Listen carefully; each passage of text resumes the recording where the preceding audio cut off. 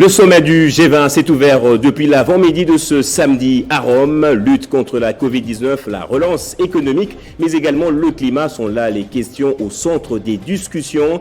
Le président de la République, Félix Tshisekedi, porte la voix de toute l'Afrique à ce sommet. Après Kenge dans le Congo, le gouvernement lance ce samedi le programme de développement à la base des 145 territoires dans la province du Congo central. Les travaux de quelques projets ont débuté ce samedi à Kimpese et à Songololo.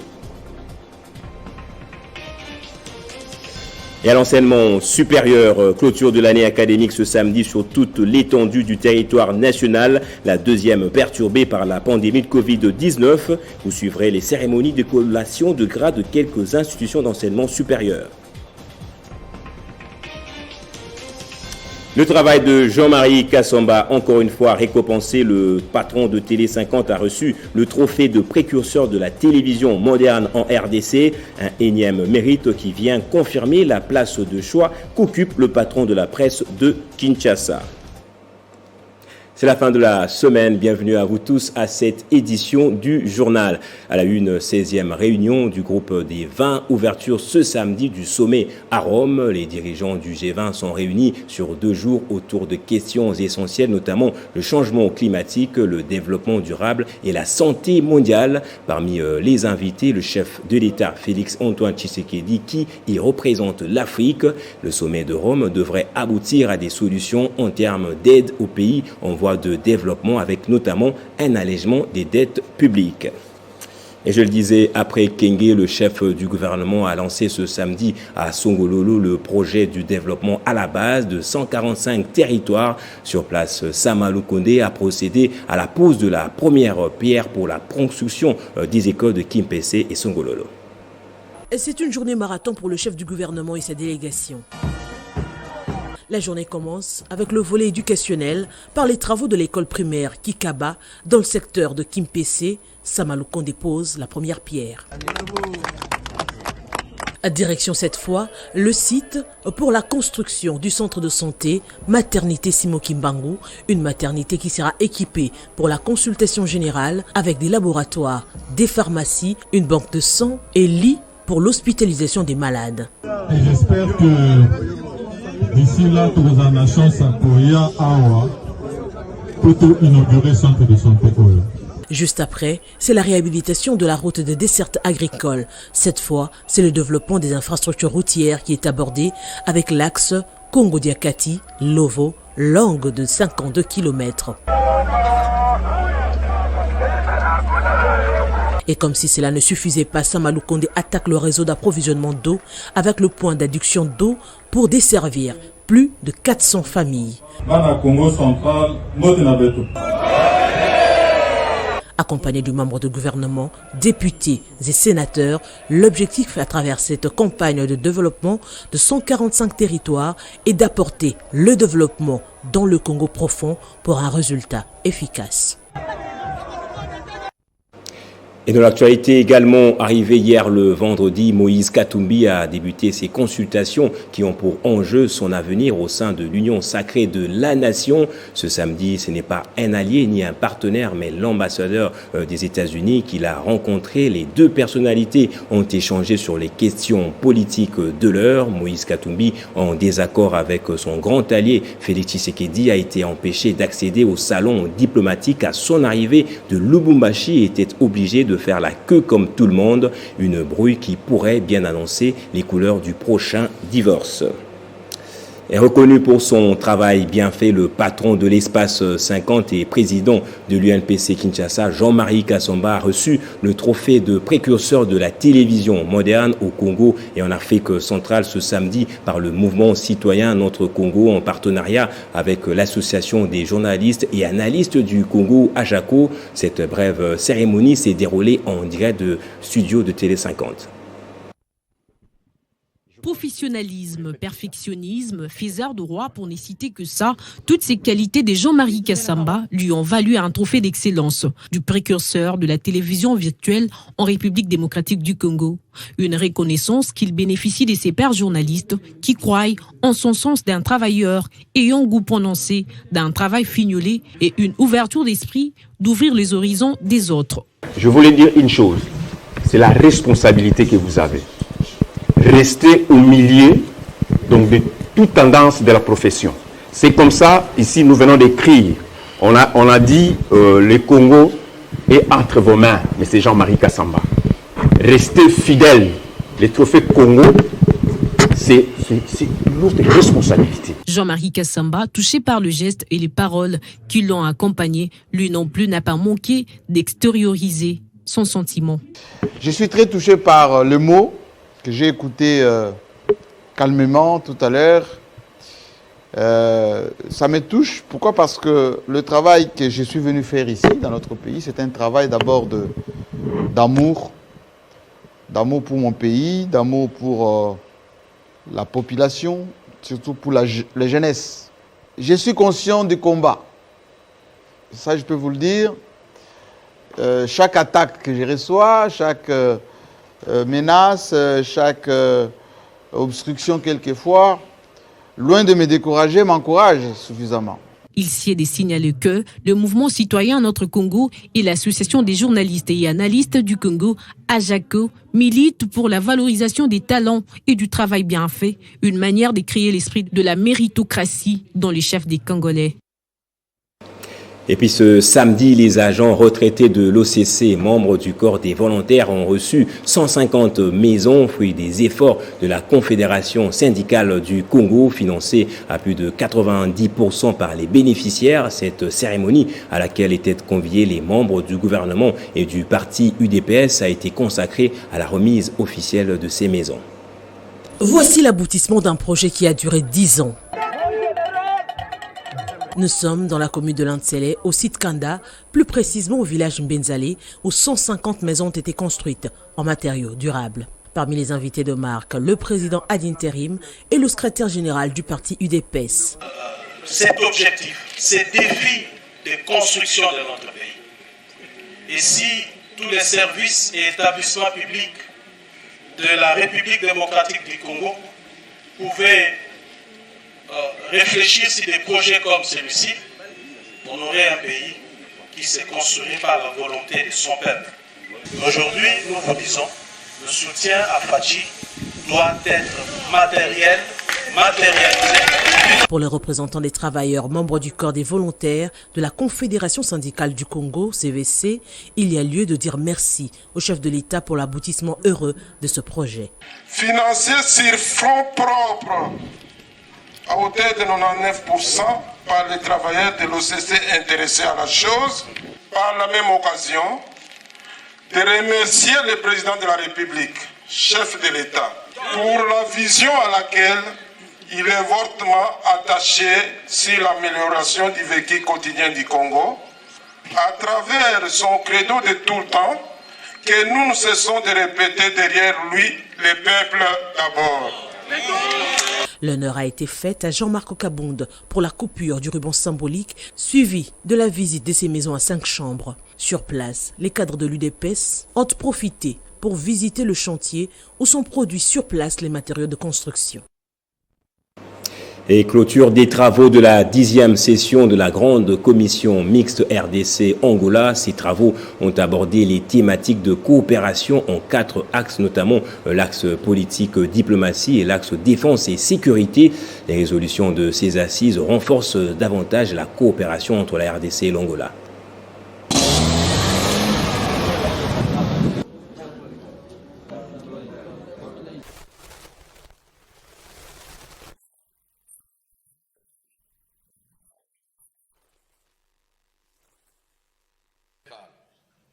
Au cours de ces assises,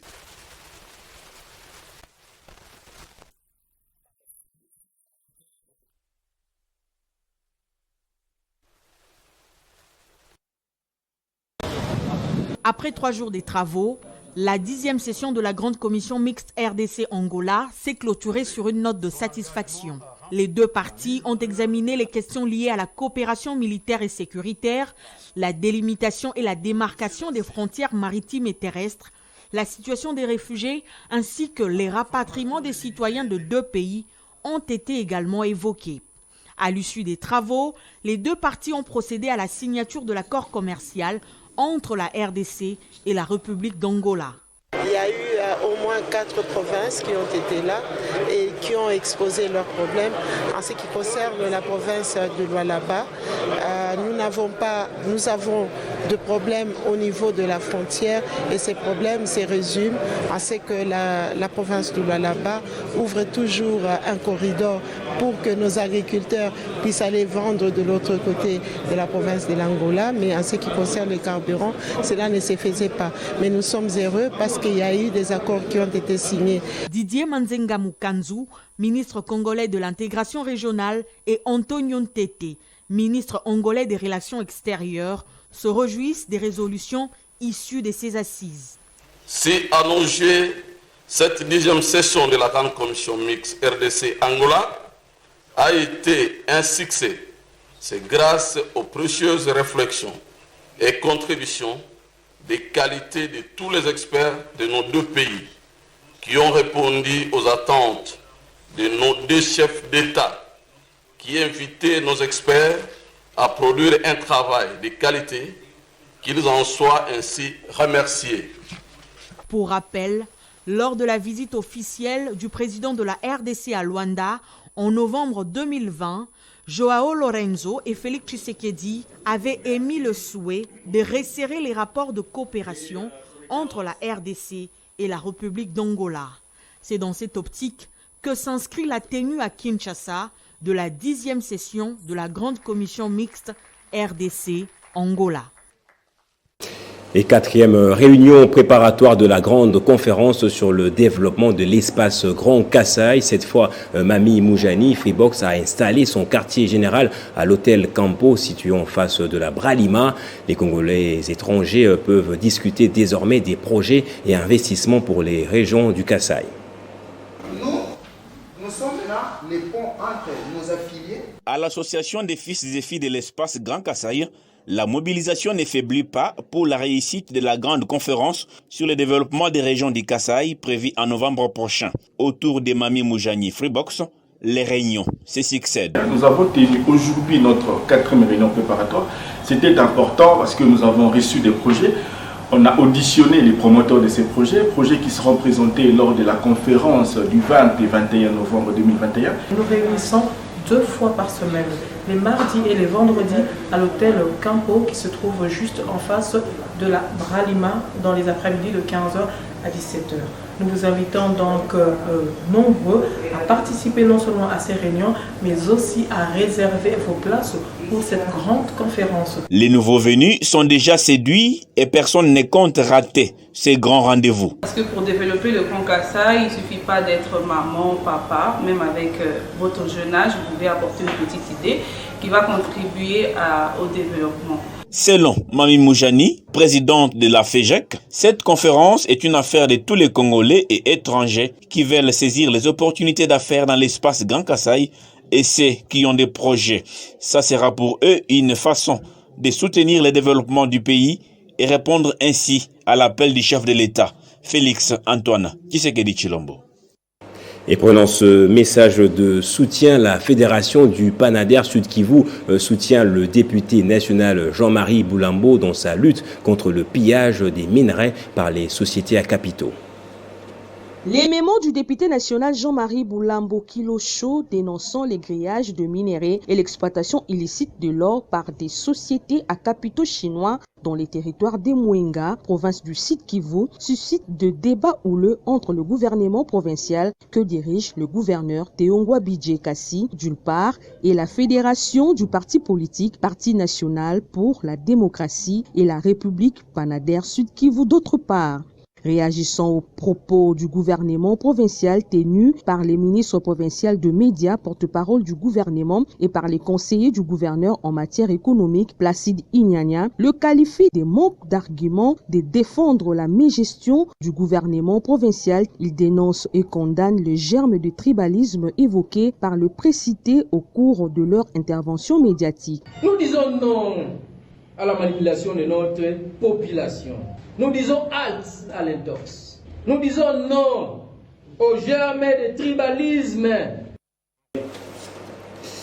Et Fanon Béa et Christine Lukuka, le ticket de l'Union sacrée de la nation pour les postes de gouverneur dans la province du Tanganyika. Les deux personnalités sont depuis le vendredi à Kalemi pour le dépôt de leur candidature.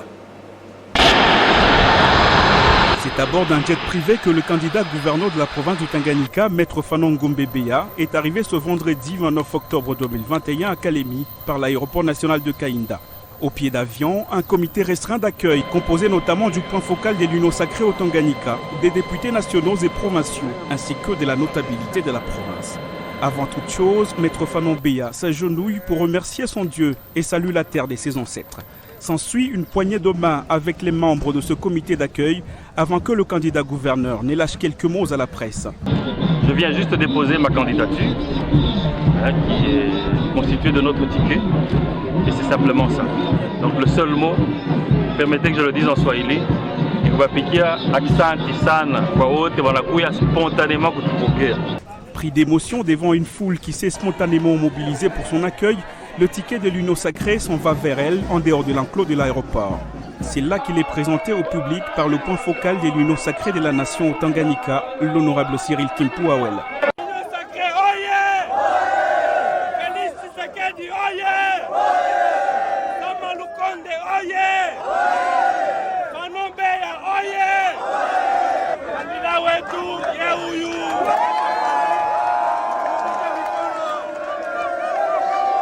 Sans se lasser, Maître Fanon Ngombe Béa, sa colistière, l'honorable Christine Lukuka et tout le cortège s'ébranlent vers le bureau de réception et traitement des candidatures au quartier général de la Commission électorale nationale indépendante, CENI, au niveau de la province du Tanganyika.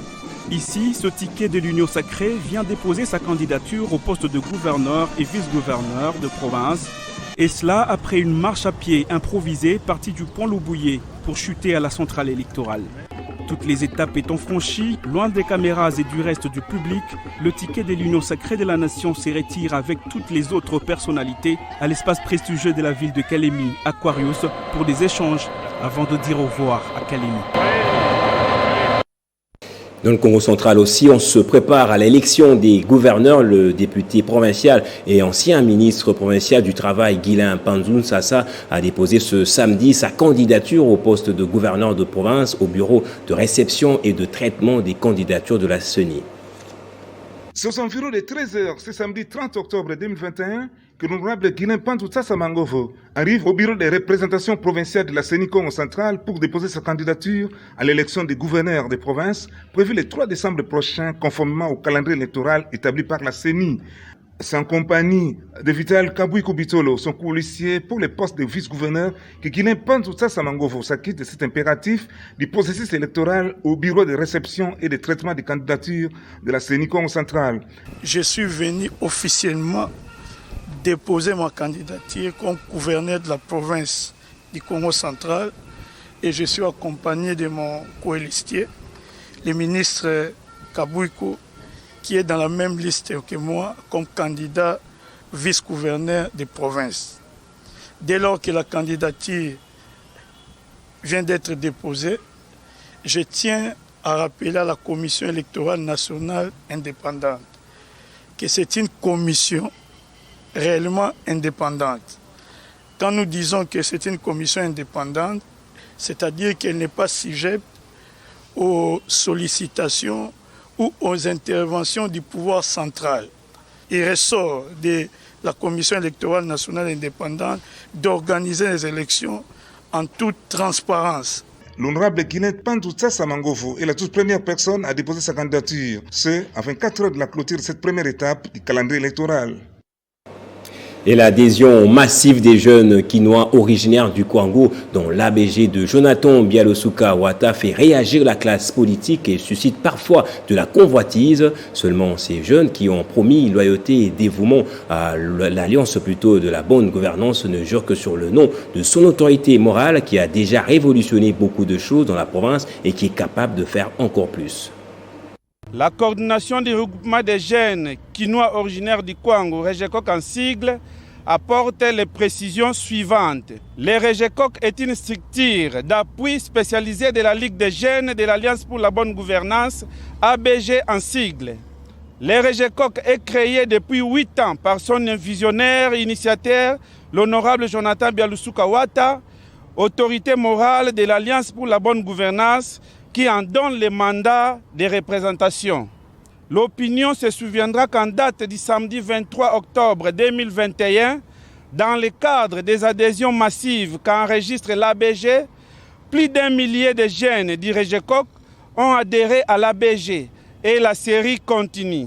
À ce jour, le Regekok n'a enregistré aucune défection au sein le scénario d'adhésion individuelle de M. Emmanuel Kuyungana dans un parti politique est un acte libre qui n'a rien à voir avec les Regekok. L'attitude conflictogène du moment de ces partis, après 5 ans d'absence sur terrain, qui consiste à suivre les pas de l'ABG, démontre à suffisance que ces partis n'ont rien à présenter à la face du monde, si pas la folie financière. Les Regekok exhortent tous ses membres à ne pas se laisser manipuler par des pratiques creuses, éphémères et diaboliques d'un parti politique à la recherche d'une base réelle. Les Regekok met en garde toute personne qui serait manipulée par les ennemis du Kwango à faire usage du label des Regekok sans mandat de la coordination et de son initiateur. Et puis c'est la fin de l'année académique ce samedi sur toute l'étendue du territoire national. Nous allons donc prendre quelques cérémonies de clôture d'année et de collation de grades académiques. Commençons par l'université du CEPROMAD qui a mis sur le marché de l'emploi des finalistes de plusieurs facultés. C'est une fontaine du management, l'université du CEPROMAD, dont le président du conseil d'administration et le professeur Dr Nsaman Olutu Oscar se montre de plus en plus un baobab dans le domaine du management par le nombre des lauréats qu'il ne cesse de fournir à la société congolaise. C'est dans l'université du CEPROMAD Kinshasa Massina qu'a eu lieu la cérémonie de collation des grades académiques et la clôture de fin d'année 2020-2021. Un motif de satisfaction pour ces lauréats qui, après avoir passé au moins 5 ans au CEPROMAD, se sentent capables d'apporter une nouvelle touche du management dans la société. L'un des moments forts dans cette cérémonie était aussi l'élévation actuelle comme recteur intérimaire à l'université du CEPROMAD Massina. Honnêtement, je dois commencer par remercier le président du conseil d'administration, le professeur émérite Oscar Nsaman Olutu, pour les choix qu'il a portés à ma modeste personne. Nous sommes, il faut dire honnêtement que nous venons de placer 314 lauréats à la place publique. Les élèves qui viennent de finir, je les invite à venir s'inscrire massivement au sein de notre alma mater, ils ne seront pas déçus. Chaque année, l'université organise 3 jours de travaux afin de réfléchir sur le fonctionnement du réseau des universités, notamment sur le plan général, académique et pédagogique, et sur le plan de la recherche et publication, de l'infrastructure et construction, ainsi que sur le plan administratif et financier. Et à Goma pour l'année académique 2020-2021 à l'Université libre des Grands Lacs, c'est 225 lauréats qui ont été collés et déversés sur le marché de l'emploi. Je déclare donc close l'année académique 2020-2021 à l'Université libre des Pays de Grands Lacs. C'est par ces mots du vice-gouverneur policier du Nord Kivu que l'année académique s'est clôturée à l'Université libre des Pays des Grands Lacs ILPGL à Goma. C'était au cours d'une double cérémonie de collation des grades et clôture de l'année. 225 lauréats ont à l'occasion reçu leur diplôme. Dans ce mot de circonstances, le recteur de l'ULPGL, le professeur Wassomisona, a dit que le bilan de cette année académique est positif. Il annonce par ailleurs des innovations pour l'année prochaine. Les perspectives, c'est d'abord Alors cette grande réforme que vient d'initier son Excellence Monsieur le Ministre de l'Enseignement supérieur universitaire, parce que nous pensons que sous l'égide de son Excellence Monsieur le Ministre, nous ILPGL, nous allons commencer l'année académique prochaine avec un nouveau programme configuré selon le système LMD. Plusieurs personnalités ont pris part à cette activité, dont le président du conseil d'administration de l'ULPGL et le président national de l'Église du Christ au Congo. Ce dernier a donné quelques conseils aux lauréats. Ce que chacun de vous a retenu pendant son cursus de formation, qui peut vous qualifier dans l'obligation de confirmer et enrichir votre personnalité. Le vice-gouverneur policier, le général Romy Ekouka, qui a clôturé cette année académique, a félicité l'ULPGL car son projet d'éducation cadre avec celui du gouvernement qui est le développement. Le travail qu'a abattu le corps académique, scientifique et la direction de l'ULPGL correspond exactement. L'ULPGL va accueillir pour l'année prochaine 2000 nouveaux étudiants pour ainsi atteindre 4000 au cours de l'année prochaine. Et au Maniema, le respect du calendrier académique était au centre des préoccupations des organisations de la société civile, alors que les différentes institutions supérieures se pressaient pour clôturer l'année académique perturbée par la pandémie de Covid-19. Au total, 160 lauréats ont été lancés sur le marché, parmi lesquels 37 licenciés en informatique de gestion, de communication, des télécommunications et réseaux. Kaoundou Minga Joseph, directeur général de l'Institut supérieur de l'informatique de gestion des entreprises, a parlé de la motivation qui a marqué son établissement pour cette année scolaire. Je remercie très sincèrement les parents d'étudiants qui font toujours confiance à notre chère institution ici. Et nous les prions toujours à faire confiance à notre institution pour que cette dernière soit une institution de grande facture dans la province de Mali. Du côté de l'Institut des Arts et Métiers, qui a organisé pour la première fois 23 gradués ont été lancés sur le marché en imagerie médicale, coupe-couture et écologie pour la conservation de la nature. Dr Claude Mwanga, directeur général de l'ISAM, se félicite pour ces innovations dans la province. Je demande aux lauréats de ce jour de mériter les grades que le gouvernement leur octroie, d'être excellents et compétitifs dans la vie professionnelle, tant au niveau national qu'international. Au cours de la cérémonie de clôture de l'année académique 2020-2021, organisée ce vendredi, le comité de gestion des l'ICG et ISAM a demandé aux parents d'envoyer les enfants dès maintenant pour éviter la perturbation du calendrier académique de l'année qui s'ouvre. Et les finalistes de la deuxième promotion du centre de formation professionnelle Boyokani, situé dans la commune de Kitambo, ont reçu leur brevet des mains de leur bienfaiteur, le député national Samuel Mbemba Kabouya, au terme d'un apprentissage sur plusieurs filières. Elles sont toutes du quartier Kanlouka, dans la commune de Ngaliema. Ces finalistes, 350 au total, tous bénéficiaires de la bienveillance du leader de Kanlouka, ont vu leurs études être financées de bout en bout par le député national Samuel Mbemba Kabouya. Formé en hôtellerie et coupe-couture, ces lauréats de la deuxième promotion du centre des formations professionnelles Boyokani ont reçu leur brevet des mains de leur leader Samuel Mbemba Kabouya, qu'ils affectionnent.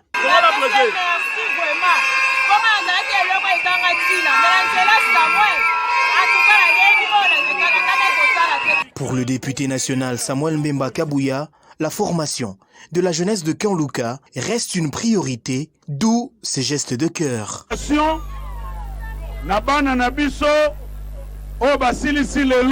Je voudrais à ce jour vous féliciter pour les efforts que vous avez fournis.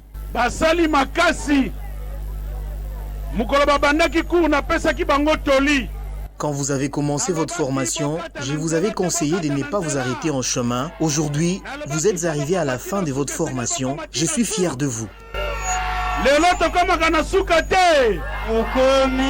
Le député national Samuel Mbemba Kabouya, qui reste derrière la population de Kanlouka compte poursuivre avec ces genres d'actions dans le but de promouvoir l'éducation de la jeunesse. Et la libre circulation des minerais en cours entre les provinces du Maniema, Nord Kivu et du Sud Kivu impacte positivement sur le prix des matières premières. Les négociants des minerais de Maniema l'ont fait savoir dans un message de remerciement adressé à partir de Goma aux autorités intervenant dans ce secteur.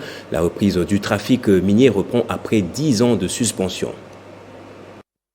Venus des territoires de Kalima, Kassese et Puna dans la province du Maniema, ces négociants des minéraux se disent satisfaits de la libre circulation des minéraux dans les provinces du Maniema, Nord et Sud Kivu. Ils l'ont fait savoir à Goma lors d'un message adressé aux autorités intervenant dans les secteurs des mines, notamment le ministre des tutelles. Ils remercient également le gouverneur du Maniema, Afani Idrissa Mangala Magufuli, et les députés provinciaux pour leur implication afin que les minéraux quittent Kindu vers Goma et vice-versa, ce qui a un impact positif sur leurs revenus selon ces négociants. Constat fait par nous, au nom des négociants, les derniers prix, les tops, si je veux dire bien, du Maniema est de $8. Mais les derniers prix du Nord Kivu est de $16. Ceci étant, que veut dire alors que les top prix du Nord Kivu ça sera au moins à 3 fois plus élevé que celui du Maniema. C'est pourquoi nous dirons encore une fois de plus merci à notre gouverneur et ses députés qui nous ont aidés à faciliter cette traçabilité et transfert de minéraux. C'est pourquoi nous dirons encore une fois de plus merci au chef de l'État, Félix Antoine Tshisekedi, à qui je demande des acclamations fortes. Les négociants du Maniema espèrent ainsi contribuer au développement de leur province suite à cette mesure. L'un de Mouzalia les bons témoigne. Nous avons tellement souffert à vendre nos minéraux au Maniema. Maintenant qu'ils nous ont autorisé de vendre à Goma, nous sommes déjà en train de nous retrouver. Si nous faisons 3 ou 4 tours, nous vous rassurons que nous allons construire de belles maisons chez nous et acheter des véhicules. Rappelons que c'est depuis le 25 septembre 2021 que le vol inaugural des minéraux avec 2 tonnes avait quitté Kalimada, le Maniema, pour Goma au Nord Kivu, ce qui est salué par ces négociants. De 80 élèves en 1997 à 600 élèves en 2021, le 24e anniversaire de l'école internationale bilingue, le Cartésien, a été célébré avec faste ce samedi à Kinshasa, la capitale. Occasion pour les élèves du Cartésien de faire des éloges aux promoteurs de cette école, Steve Mbikai, et à tous les enseignants pour l'enseignement. Une grande activité a été organisée pour l'occasion à Kinshasa, plus précisément dans la salle Congo Loisirs à Gombe. Danse, théâtre, musique, poème, battle étaient au rendez-vous. Les promoteurs de cette école internationale, Steve Mbikai, a pris personnellement part à cette grande manifestation organisée conjointement par les élèves pour célébrer l'anniversaire de leur école. Devant la presse, les élèves ont salué les qualités de l'enseignement dans cette école, la seule école congolaise autorisée à dispenser les programmes du baccalauréat international. Tengo de decir algunas palabras por el aniversario. My name is Joyce Kalamba. I study at AIB Cartésien. Everybody has to come in this school. The school of Mr. Steve Mbikai is very... Nous nous sommes réunis pour célébrer le 24 ans de l'école Cartésien.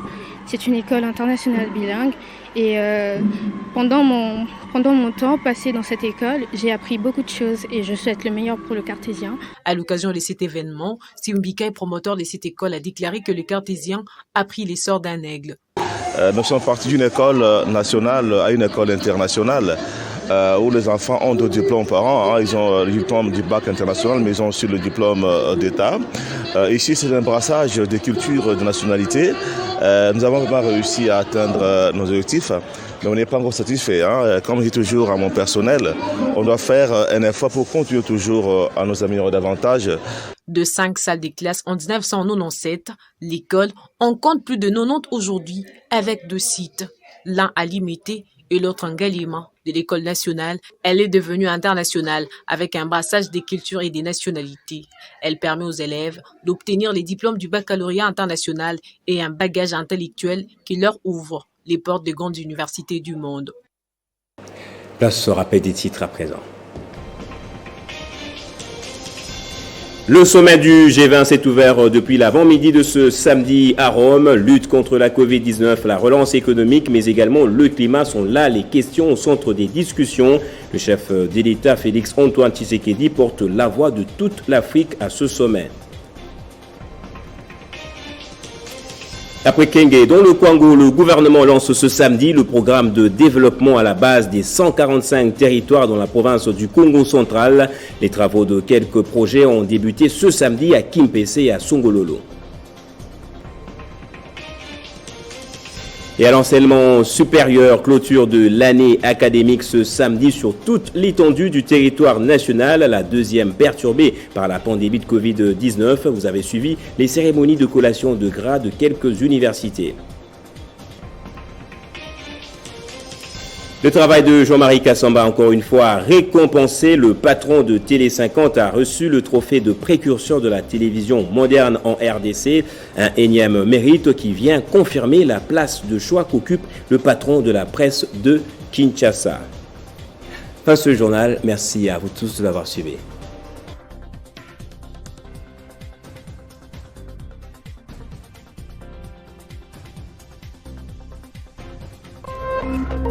Téléchargez les infos Télé 50 sur www.tele50.cd. Communiqué de presse de la SICOMINE.